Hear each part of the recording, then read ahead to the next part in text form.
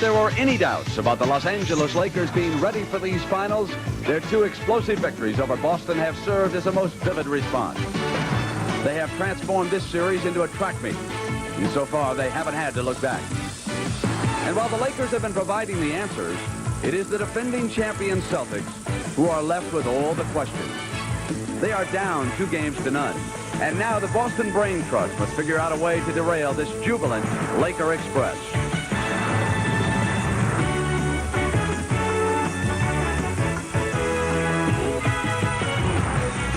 The Celtics were the long-faced guests at a 2-game party hosted by Kareem Abdul-Jabbar and his Lakers.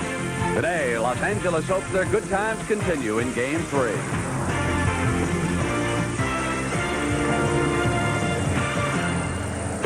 At the Boston Garden, there's no question that for the Celtics, this ancient arena certainly helped beat Milwaukee and then Detroit in those brutal 7-game wars.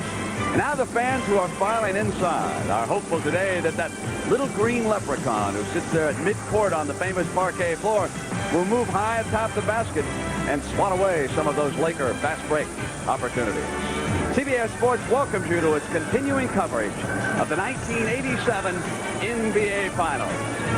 We have moved east. Game 3, the Los Angeles Lakers, who are up in this series, 2 victories to none, come here trying to close out the Boston Celtics. Well, good afternoon, everybody, and welcome. I'm Brent Musburger. Mystique of the parquet and leprechauns aside, the Lakers have been awesome so far. They win by 13, they win by 19.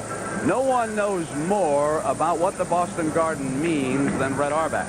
Yet no one is more mindful of how well the Lakers have played. And I asked the Celtic president what he thought the biggest difference in this series had been.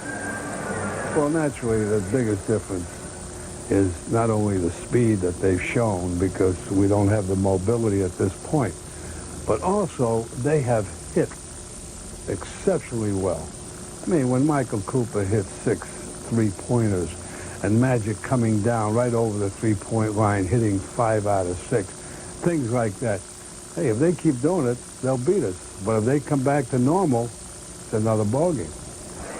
So the Celtics have their work cut out here, especially on defense and matching up at that forward position, and no one knows that better than the two gentlemen who called the action. Let's get out of the floor now. Dick Stockton and Tommy Heinsohn. Dick?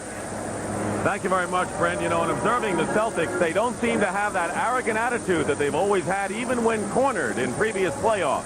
And right now, they have given way to kind of a dejection or maybe even confusion right now. Now, that's not to say a couple of wins won't cure all that, but right now, they don't seem to be the way they normally act when they're behind.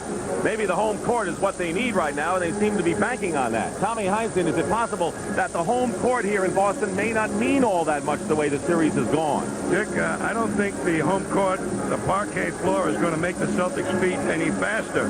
What I think they really need to do is find a way to slow the Lakers down. So far, they haven't found that way. Well, Tommy, you hit the nail on the head, because there's no question that the fast break of the Lakers has been the story of this series. Dick, the Lakers' break has been so devastating in the last 2 games. Let's take a look at what makes it go. First of all, it goes by Pat Riley's design. While it may look helter-skelter, it's very organized, with everyone knowing what their responsibilities are. Its basis is blinding team speed, with James Worthy as the fastest of the fast. The eyes and the passing of Magic Johnson make it the best fast break in basketball. It can result in a pull-up jump shot in the hands of these two, who haven't missed many. Often overlooked in this contribution of big players is A.C. Green, who fills the lane as the 4th man up the court. And just think, if none of this works, they still have the unstoppable shot. Kareem skyhook. What we need to find out today is, has Boston found a way to stop them? Well, Tommy, you hear the crowd. They're on the Celtic side, but what does Casey do to combat all of that? Casey's been like a monk, preaching patience, and what I think they have to do is really have a better shot selection, move the ball around a little bit more. They didn't cooperate with Casey's plans. They must today to win. All right, well, who would have ever thought that we would be saying this, Brent, on this game, that maybe the Celtics are trying to steal one at home, of all places? Back to you. And you know, Dick, it is so unusual Never before in the Larry Bird era, which began in 1980, have the Celtics been an underdog here in the Boston Garden. Yet out in Las Vegas, the Lakers have been installed as a 4-point favorite. If you go back to the 16 years that the Celtics won championships in the NBA, they won on this floor at a rate of 5-1, or 83%. Yet they come in here this afternoon and they find themselves underdogs at home, and a 4-point number on the road is heavy indeed. So the Celtics have their work cut out. This is the most important game.